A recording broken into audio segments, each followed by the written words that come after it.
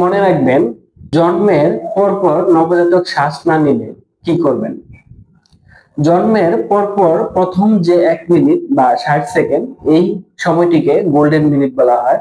অর্থাৎ এই সময়টি একজন নবজাতকের জন্য সবচেয়ে বেশি গুরুত্বপূর্ণ। এই সময়েই বোঝা যায় যে এই নবজাতক মৃত না জীবিত বা তার কি অবস্থা।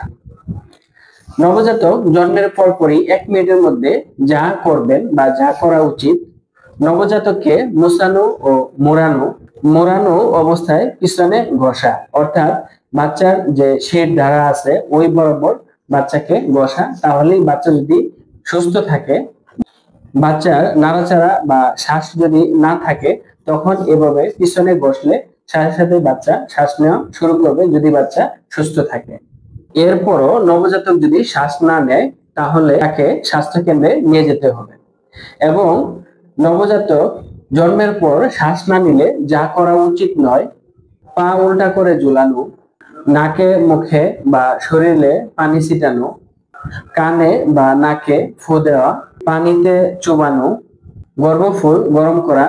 গ্রামে গঞ্জে অনেকেই কোদালের মধ্যে গর্ভফুল রেখে গরম করে, যা একেবারে কুসংস্কার। অনেকেই মনে করে থাকেন বাচ্চা জন্মের সাথে সাথে গর্ভফুল বা নাভি কাটা যাবে না। অনেকে মনে করে থাকেন গর্ভফুল থেকে রক্ত বাচ্চার শরীরে প্রবেশ করে, যা একেবারেই ভুল তথ্য।